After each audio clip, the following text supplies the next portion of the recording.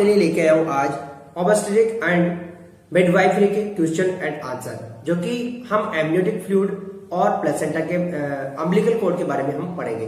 दोस्तों, अगर आप हमारे YouTube चैनल पर नए हैं तो चैनल को सब्सक्राइब कर दीजिए और पास में एक बेल आइकन है उसे प्रेस कर दीजिए ताकि आने वाली वीडियोस की सबसे पहले नोटिफिकेशन आपको मिलती रहे। तो चलते हैं दोस्तों, देखते हैं कौन कौन से क्वेश्चन है। दोस्तों काफी इंपॉर्टेंट है, हम सिस्टमेटिक तरीके से इनको पढ़ रहे हैं। तो चलते हैं पर देखते हैं क्वेश्चन में क्या है। बात करें यहां पर क्वेश्चन की, तो क्वेश्चन में पूछा है colour of amniotic fluid in intrauterine death is, यानी कि जो यहां पर क्वेश्चन में क्या पूछा, अंतःगर्भाशयी मृत्यु में एमनियोटिक द्रव का रंग होता है। यानी क्वेश्चन में पूछा है कि अगर किसी फीटस की डेथ हो गई है तो उस अवस्था में एमनियोटिक फ्लूइड का रंग कैसा होगा। तो यहां पर आंसर क्या होगा, यहां पर tobacco juice, greenish yellow, meconium standard और डार्क कलर्ड। तो किस प्रकार का होगा यहां पर आंसर, क्या होगा यहां पे जो आंसर है वो है टोबैको जूस। बात किया अपन ने यहां पर इंट्रायूट्राइन डेथ। देखो मैं इसको एक ट्रिक ऐसी बताऊंगा आप याद रखने की, जैसे तंबाकू खाने से मर जाते हैं, ठीक है, तंबाकू खाने से मर जाते हैं, उसी प्रकार आप इसको याद रख सकते हैं कि टोबैको जूस इंट्रायूट्राइन डेथ यानी कि शिशु की मृत्यु के समय होता है। जो एमनियोटिक फ्लूइड का जो द्रव का जो कलर होता है वो कैसा होता है, टोबैको जूस की तरह। किसमें, इंट्रायूट्राइन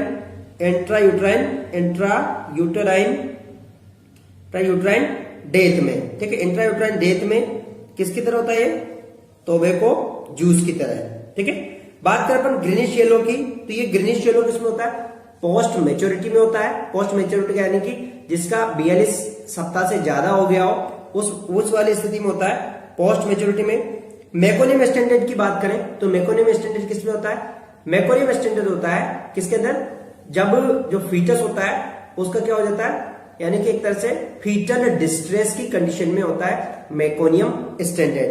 तीसरी बात करें अपन डार्क कलर, तो डार्क कलर किसको रिप्रेजेंट करता है, जो डार्क कलर रिप्रेजेंट करता है वो करता है इंट्रायूट्राइन हीमोरेज। इंट्रायूट्राइन हीमोरेज का मतलब यानी कि जब शिशु यूट्रस के अंदर रहता है तो उसके अंदर क्या होता है, हीमोरेज होता है, हीमोरेज हो सकता है, तो वैसी कंडीशन को रिप्रेजेंट करता है कौन, डार्क कलर, ठीक है। चलते हैं अपन नेक्स्ट क्वेश्चन की तरफ। नेक्स्ट क्वेश्चन में क्या पूछा है, नेक्स्ट क्वेश्चन में पूछा है colour of amniotic fluid in RH incompatibility. ये दोस्तों काफी इंपॉर्टेंट क्वेश्चन है। क्वेश्चन पूछा है कि आरएच इनकम्पेटिबिलिटी में एमनियोटिक द्रव का कलर कैसा होता है। तो यहां पर meconium standard, saffron, green, golden colour. तो यहां पर सही आंसर क्या होगा, यहां पे जो सही आंसर है वो होगा अपना यहां पर गोल्डन कलर। देखो मैंने अभी आपको बताया था मेकोनियम स्टैंडर्ड किसमें होता है, ये होता है किसमें होता है, ये होता है फीटल डिस्ट्रेस में। किसमें होता है, ये फीटल डिस्ट्रेस में होता है। और बात करें अपन सैफरॉन कलर, जो सैफरॉन कलर होता है इसे हम ग्रीनिश येलो भी कहते हैं। इसे क्या कहते हैं अपन, ग्रीनिश येलो कलर भी कहते हैं अपन। और ये किसमें होता है, अभी मैंने आपको बताया था ये होता है पोस्ट मैच्योरिटी में, ठीक है। यहां पर ये किसमें होता है, ग्रीन फीटल डिस्ट्रेस में होता है। और यहां पर होगा, यहां पर सही आंसर होगा वो होगा अपना यहां पर गोल्डन कलर। चलता है नेक्स्ट क्वेश्चन की तरफ। यहां पर क्वेश्चन में क्या पूछा है, water composition of amniotic fluid is, amniotic द्रव में पानी की मात्रा होती है, यानी कि जो एमनियोटिक द्रव होता है उसके अंदर पानी की मात्रा कितनी होती है। तो यहां पर 99%, 70%, 60%, 85%। तो कितनी होती है यहां पे सही आंसर है वो है 99%। जो एमनियोटिक फ्लूइड होता है, जो एमनियोटिक जो फ्लूइड होता है, एमनियोटिक फ्लूइड के अंदर 98 to 99% ये किससे बना होता है, 98 to 99% ये बना होता है वाटर से। तो ये आप ध्यान रखिएगा, यहां पर सही आंसर होगा अपने यहां पर पहला वाला। चलते हैं नेक्स्ट क्वेश्चन की तरफ। यहां पे क्वेश्चन में क्या पूछा है, function of amniotic fluid all except. देखो क्या पूछा है यहां पर क्वेश्चन में पूछा है एमनियोटिक द्रव के कार्य हैं सिवाय, यानी कि इसके अंदर 3 तो एमनियोटिक द्रव के कार्य हैं और एक एमनियोटिक द्रव का फंक्शन नहीं है। Nutrition to foetus, maintain temperature of foetus, protect from injury, allow free movement of foetus. तो यहां पर सही आंसर क्या होगा अपना, यहां पे सही आंसर है वो है क्या है, न्यूट्रिशन टू फीटस। देखो जो एमनियोटिक फ्लूइड है वो कभी भी फीटस को न्यूट्रिशन प्रोवाइड नहीं करता है, क्योंकि फीटस को न्यूट्रिशन किससे मिलता है, फीटस को जो न्यूट्रिशन मिलता है वो मिलता है प्लेसेंटा और अम्बिलिकल कोड से। तो यहां पर अपना जो सही आंसर है वो होगा अपना यहां पर पहला वाला। देखो ये भी एमनियोटिक फ्लूइड का कार्य है और ये भी एमनियोटिक फ्लूइड का कार्य है और ये भी एमनियोटिक फ्लूइड का कार्य है और ये एमनियोटिक फ्लूइड का कार्य नहीं है, लेकिन यहां पर क्वेश्चन में एक्सेप्ट पूछा तो अपना वाला पहला वाला सही है। चलते हैं देखते हैं नेक्स्ट क्वेश्चन। क्वेश्चन में पूछा है name of umbilical cord all except, ठीक है। जो नेम क्या है, मतलब अम्बिलिकल कॉर्ड का नेम है, गर्भनाल का नाम है सिवाय फुनिश, बर्थ कोड, नेवल स्ट्रिंग, ओम्फेलस। तो यहां पर सही आंसर क्या होगा, यहां पर सही आंसर है वो है ओम्फेलस। देखो ये भी अम्बिलिकल कॉर्ड का नाम है, ये भी अम्बिलिकल कॉर्ड का नाम है, ये भी अम्बिलिकल कॉर्ड का नाम है, लेकिन ये अम्बिलिकल कॉर्ड का नाम नहीं है। तो यहां पर सही आंसर होगा डी वाला। दोस्तों काफी इंपॉर्टेंट क्वेश्चन है क्योंकि ये ESIC के एग्जाम में पूछा जा चुका है, ठीक है। चलते हैं नेक्स्ट क्वेश्चन की तरफ। देखो यहां पर क्वेश्चन में क्या पूछा है, umbilical cord develop from, umbilical cord किससे विकसित होता है, यानी कि यहां पर अम्बिलिकल कॉर्ड किससे विकसित होता है, body, stalk, placenta, none of these. तो यहां पर सही आंसर क्या होगा, यहां पर सही आंसर है वो है स्टाल्क। जो अम्बिलिकल कॉर्ड है वो किससे बनता है, ये बनता है स्टाल्क से। दोस्तों मैंने कई बार आपको बोला है कि ये अम्बिलिकल कॉर्ड बनता है स्टाल्क से। चलते हैं नेक्स्ट क्वेश्चन की तरफ। क्वेश्चन में क्या पूछा है यहां पर, umbilical cord covered jelly is, umbilical cord jelly cover करती है, यानी कि जो अम्बिलिकल कॉर्ड होता है उसे कौन सी जेली कवर करती है, vernix caseosa, Wharton jelly, amniotic jelly, phospholipid jelly. तो यहां पर सही आंसर क्या होगा अपना, कौन सी जेली कवर करती है, यहां पर जो जेली कवर करती है वो वार्टन जेली। देखो जो अम्बिलिकल कॉर्ड होता है, ऐसे अम्बिलिकल कॉर्ड होता है, ऐसे अम्बिलिकल कॉर्ड होता है, तो इसके चारों तरफ जो कवर करती है वो कौन सी करती है, वार्टन जेली, ठीक है। ये वार्टन जेली इसको कवर करती है, ठीक है। देखते हैं नेक्स्ट क्वेश्चन में क्या है, which umbilical vessels is disappear 4 month of gestation. ये काफी इंपॉर्टेंट क्वेश्चन है दोस्तों, एम्स में भी पूछा जा चुका है। 4 महीने की गर्भावस्था में कौन सी अम्बिलिकल वेसल्स गायब हो जाती है, ठीक है। तो यहां पर right umbilical when, left umbilical when, right umbilical artery, left umbilical artery. तो यहां पर सही आंसर क्या होगा, यहां पर सही आंसर है वो है राइट अम्बिलिकल वेन।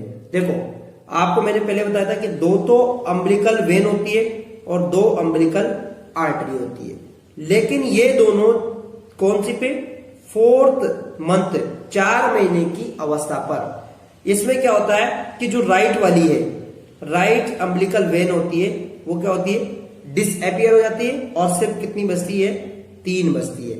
इसके अंदर एक तो अम्बिलिकल वेन होती है और 2 अम्बिलिकल आर्टरी होती है, ठीक है।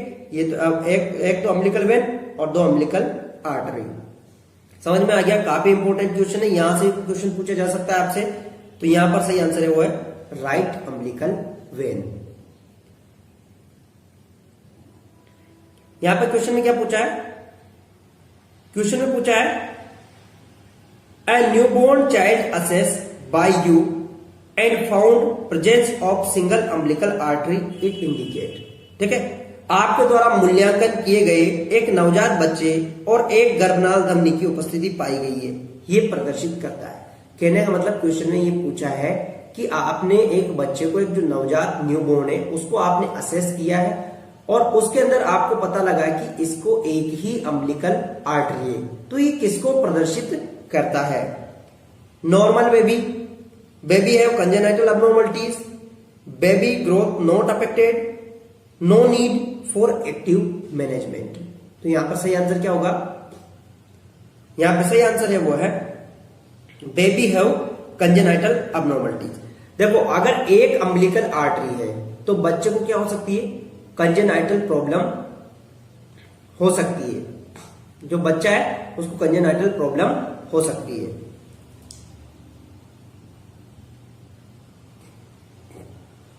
यहां पे क्वेश्चन में क्या पूछा है, क्वेश्चन में पूछा है फॉल्स नोट अकर।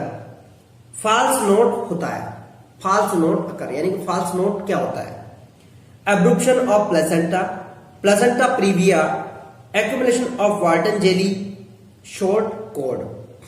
तो यहां पर सही आंसर क्या होगा, फॉल्स नोट क्या होता है, फॉल्स नोट होता है वो एक्यूमुलेशन ऑफ वार्टन जेली। देखो क्या होता है कि जब जो बेबी होता है तो बेबी होता है तो वहां पर क्या होती है, अम्बिलिकल कोड होती है। अम्बिलिकल कोड में वार्टन जेली का एक्सेसिव अक्यूमुलेशन होने पर उसमें क्या हो जाता है, एक तरह से गिठान बन जाती है, उसे कहते हैं अपन फॉल्स नोट। समझ में आया। अम्बिलिकल कोड में जैसे ये अम्बिलिकल कोड है, यहां पर क्या हो गया, एक्यूमुलेशन हो गया किसका, वार्टन जेली का। ठीक है, वार्टन जेली का एक्यूमुलेशन हो गया तो एक तरह से यहां पर क्या बन जाती है, गिठान बन जाती है, या उसे अपन नोट कह सकते हैं। ठीक है, तो यहां पर किसकी वजह से होती है, बात करें अपन फॉल्स की। ट्रू किसकी वजह से होता है, ट्रू कब होता है, ट्रू जब होता है यानी कि लॉन्ग कोड हो, लॉन्ग कोड की स्थिति में ट्रू होता है। मैक्सिमम सबसे ज्यादा जो होता है वो होता है फॉल्स नोट सी होता है, यानी कि फॉल्स जो फॉल्स होता है, लेकिन कभी कभी ट्रू नोट्स भी होता है। ट्रू नोट्स का मतलब यानी कि वास्तविक में गिठान बन जाती है, वो किस में बनती है, लॉन्ग कोड के अंदर। तो यहां पर सही आंसर है वो है सी वाला। नेक्स्ट क्वेश्चन की बात करें अपन, क्वेश्चन में क्या पूछा है यहां पर, यहां पे क्वेश्चन में पूछा है normal length of umbilical cord is, यानी कि अम्बिलिकल कोड की नॉर्मल लेंथ कितनी होती है, 100 सेमी, 50 सेमी, 20 सेमी, 150 सेमी। तो सही आंसर क्या होगा यहां पर, यहां पे जो सही आंसर है वो है 50 सेमी। जो नॉर्मल कोड होता है, कौन, अम्बिलिकल कोड होता है, अम्बिलिकल जो कोड होता है, अम्बिलिकल जो कोड होता है उसकी नॉर्मल लेंथ कितनी होती है, 50 सेमी होती है। अगर ये लेंथ 20 सेमी से कम है, क्या है, 20 सेमी से बिलो है, तो इसे कहते हैं अपन शॉर्ट कोड। और ये अगर 100 से ज्यादा है, 100 सेमी से ज्यादा है, तो इसे कहते हैं अपन लॉन्ग कोड। क्या कहते हैं इसे अपन, लॉन्ग कोड इसे अपन कहते हैं। चलते हैं, देखो यहां पर क्वेश्चन में अभी वही पूछ लिया जो मैंने आपको बताया था। क्वेश्चन में पूछा है लॉन्ग कोड इज, ठीक है, यानी कि लॉन्ग कोड होती है। तो यहां पर सही आंसर क्या होगा, यहां पर सही आंसर है वो है बी वाला। देखो अभी मैंने आपको बताया था कि 100 सेमी से अगर लंबी है, कौन है, 100 सेमी से मोर देन है अम्बिलिकल कोड, तो उसे क्या कहते हैं अपन, लॉन्ग कोड कहते हैं। नेक्स्ट क्वेश्चन में क्या है यहां पर, umbilical cord attach to margin of placenta. ये काफी इंपॉर्टेंट क्वेश्चन है दोस्तों, बहुत ही महत्वपूर्ण क्वेश्चन है। अम्बिलिकल कोड प्लेसेंटा के मार्जिन से जुड़ी होती है। ठीक है, जो अम्बिलिकल कोड है अगर प्लेसेंटा के मार्जिन से जुड़ी है तो उसे क्या कहते हैं अपन, वेलामेंटस, बेटलडोर, मार्जिनेटा, सर्कमवेलेंट। तो क्या कहते हैं उससे अपन, सही आंसर क्या होगा यहां पर, फटाफट बताइए। यहां पे सही आंसर है वो है बेटलडोर प्लेसेंटा। देखो बात कर रहे हैं अपन यहां पर मार्जिन, ये होती मेम्ब्रेन से। देखो मैं इसको आपको एक अच्छा सा तरीका समझाऊंगा। देखो ये क्या है, प्लेसेंटा है, ठीक है, तो ये यहां पर इसका क्या है, ये मार्जिन है, और ये प्लेसेंटा की इधर क्या है, मेम्ब्रेन है। तो ये क्या होती है, नॉर्मल प्लेसेंटा तो कहां से जुड़ी होती है, नॉर्मल अम्बिलिकल कोड कहां से जुड़ी होती है, बीच से जुड़ी होती है। लेकिन इसकी बात करें अपन बेटलडोर की, तो बेटलडोर कहां से जुड़ी होती है, मार्जिन से जुड़ी होती है। ये देखो ये मार्जिन से जुड़ी होती है, ये बेबी के किससे जुड़ी है, मार्जिन से जुड़ी हुई है। अगर मेम्ब्रेन की बात करें तो वेलामेंटस में क्या होता है कि मेम्ब्रेन से जुड़ी हुई रहती है, जो मेम्ब्रेन होती है उससे जुड़ी रहती है कौन, प्लेसेंटा, अम्बिलिकल कोड, जो प्लेसेंटा की मेम्ब्रेन होती है उससे जुड़ी रहती है। तो यहां पर सही आंसर होगा अपना यहां पर बेटलडोर प्लेसेंटा। समझ में आएगा ना, बेटलडोर प्लेसेंटा, ठीक है, यानी कि जब अम्बिलिकल कोड प्लेसेंटा के मार्जिन से जुड़ी होती है उसे कहते हैं अपन बेटलडोर प्लेसेंटा। ठीक है, आप इसे शॉर्ट ट्रिक में मैं याद रखने के लिए एक आपको मैं बताऊंगा कि बेटलडोर को अपन याद रख सकते हैं बेटा मार। कैसे, एक शॉर्ट ट्रिक में आपको बताता हूं, बेटा मार, ठीक है, बेटा मार यानी कि बेटा मार, ठीक है, बेटा मार यानी कि बेटलडोर किससे जुड़ी है, मार्जिन से। समझ में आ गया, शॉर्ट ट्रिक है ये, ठीक है। बेटा डोर यानी बेटा मार, ठीक है। दूसरा ऑटोमेटिक याद रह जाएगा, ये काफी कई एग्जाम में पूछा हुआ क्वेश्चन है, आप कभी कंफ्यूज मत होना इसमें। नेक्स्ट क्वेश्चन में क्या है, single umbilical artery present all except, ठीक है। एकल गर्भनाल धमनी सभी में मौजूद है सिवाय एक के। तो यहां पर सही आंसर क्या है, ट्विंस बेबी, कंजेनाइटल मालफॉर्मेशन, ओलिगोहाइड्रोमनियस, यूटेसिया। तो यहां पर सही आंसर क्या है, यहां पे सही आंसर है वो है यूटेसिया। देखो ट्विंस में भी ये कई बार एक अम्बिलिकल आर्टरीज प्रेजेंट हो जाती है, कंजेनाइटल मालफॉर्मेशन में प्रेजेंट होती है, और ओलिगोहाइड्रोमनियस की स्थिति में भी ये प्रेजेंट होती है। लेकिन यूटेसिया का मतलब होता है नॉर्मल बर्थ, यानी एक सामान्य बर्थ है, तो फिर इसके अंदर नहीं होती है। तो यहां पर सही आंसर क्या है, डी वाला सही आंसर है। चलते हैं नेक्स्ट क्वेश्चन की तरफ। यहां पे क्वेश्चन में क्या पूछा है, colour of amniotic fluid in intrauterine haemorrhage is. दोस्तों काफी इंपॉर्टेंट क्वेश्चन है।